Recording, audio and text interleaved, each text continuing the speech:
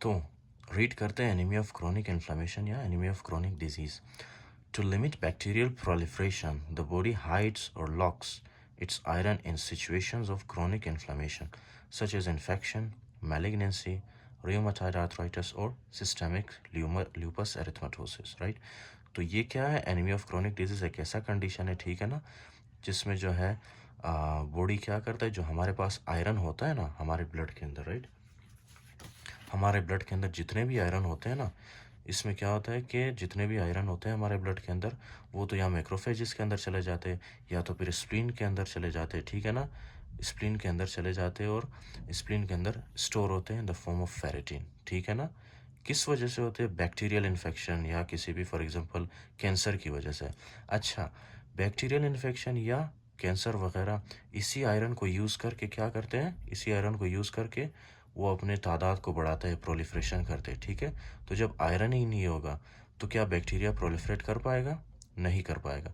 जब आयरन ही नहीं होगा तो क्या कैंसर सेल्स बढ़ जाएंगे? नहीं बढ़ेंगे हमारे बॉडी के अंदर, ठीक है, क्योंकि वो आयरन पे डिपेंड करते हैं, राइट.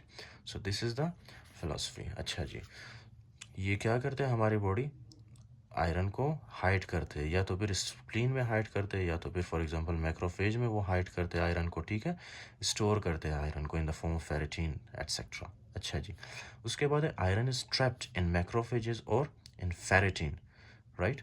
ये मैं आपको बताया था कि फॉर एग्जांपल जो हमारे पास आयरन होता है ना, आयरन क्या करते हैं, या तो ये स्प्लीन में या तो फिर ये मैक्रोफेजेस में स्टोर होते हैं. ये देखो आयरन के मॉलिक्यूल्स, ये आयरन के molecules, right, in the form of ferritin, right.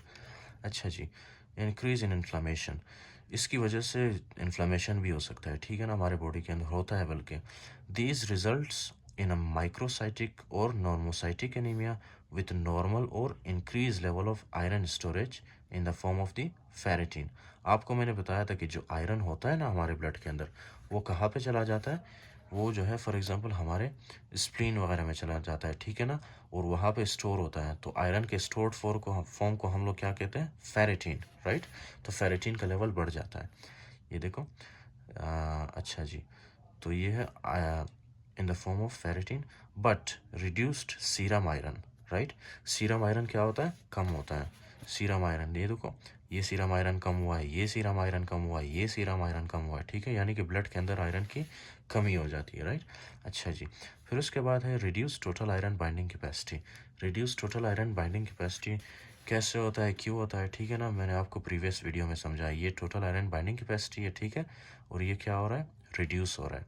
इसको कहते हैं total iron binding capacity reduction, ठीक है, और ये बहुत सीवियरली रिड्यूस हो रहा है, राइट. अच्छा जी, फिर एक और कॉन्सेप्ट है, treatment consist of treating the underlying disease. This is very simple. अगर ये रूमेटॉइड आर्थराइटिस की वजह से हो रहा है, रूमेटॉइड आर्थराइटिस को ठीक करो आप. एसएलई की वजह से हो रहा है, इसको ठीक करो. मैलिग्नेंसी की वजह से हो रहा है, इसको ठीक करो. इन्फेक्शन की वजह से हो रहा है, एंटीबायोटिक्स देके इन्फेक्शन को ट्रीट करो. जब आप इन कंडीशंस को ट्रीट करोगे ना, तो एनीमिया ऑफ क्रोनिक डिजीज भी ऑटोमेटिकली ठीक होगा, राइट.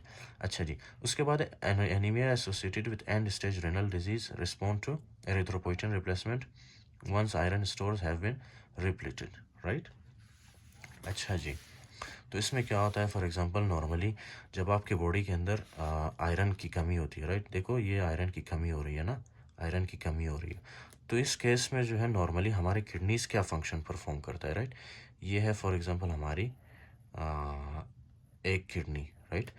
जब किडनीज को पता चलता है ना कि हमारे बॉडी के अंदर आयरन की डेफिशिएंसी हुई है, राइट, तो किडनीज क्या प्रोड्यूस करता है, किडनीज प्रोड्यूस करता है हमारे पास erythropoietin, right, erythropoietin, right. Kidneys produce करता है एरिथ्रोपोइटिन. एरिथ्रोपोइटिन आगे जाके किस चीज़ के ऊपर एक्ट करता है, हमारे for example blood bone marrow के ऊपर, राइट. ये हमारे पास बोन बोन मेरो के ऊपर एक्ट करके बोन मेरो से क्या रिलीज करवाता है, बोन मेरो को कहता है कि यार तुम जो है ना अपने रेड ब्लड सेल की प्रोडक्शन ज़्यादा करो, राइट. तो जैसे ही फॉर एग्जांपल हमारे बॉडी के अंदर एनीमिया होता है ना, एनीमिया को कौन सेंस करता है, एनीमिया को सेंस करता है हमारे किडनीज, फिर हमारे किडनीज प्रोड्यूस करता है एरिथ्रोपोइटिन. एरिथ्रोपोइटिन फिर आके रेड ब्लड सेल्स के ऊपर, सॉरी वेरी सॉरी, बोन के ऊपर एक्ट करके बोन को बताता है कि यार बॉडी के अंदर जो है रेड ब्लड सेल्स की कमी हुई है, एनीमिया हुआ है, तो आप मेहरबानी करके रेड ब्लड सेल्स की प्रोडक्शन को बढ़ा दो। तो ये जो बोन मेरो है ये रेड ब्लड सेल्स प्रोडक्शन को बढ़ाता है, राइट? सही है। अगर किडनी की वजह से एनीमिया हो, राइट, अगर फॉर एग्जांपल किडनी ख़राब हो तो क्या एरिथ्रोपोइटिन रिलीज़ होगा? नहीं होगा। जब एरिथ्रोपोइटिन रिलीज़ नहीं होगा तो क्या ये बोन को स्टिमुलेट कर पाएगा? नहीं कर पाएगा, राइट? तो क्या उसके बाद रेड ब्लड सेल की प्रोडक्शन ज़्यादा होगी? नहीं होगी, राइट? तो अगर किडनी ख़राब हो तो उसकी वजह से भी हमारे बॉडी के अंदर एनीमिया हो सकता है। और कैसे होगा वो एनीमिया, मैंने आपको मैकेनिज्म बता दिया है, राइट?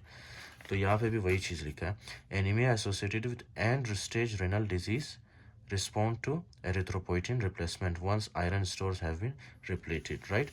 तो अगर किडनी की वजह से फॉर एग्जांपल एनीमिया हुआ है तो आप क्या देते हैं? एरिथ्रोपोइटिन, ठीक है ना? आप बाहर से उसको एरिथ्रोपोइटिन इंजेक्ट करते हैं, राइट, पेशेंट को, तो फिर वो पेशेंट ठीक हो जाता है, राइट?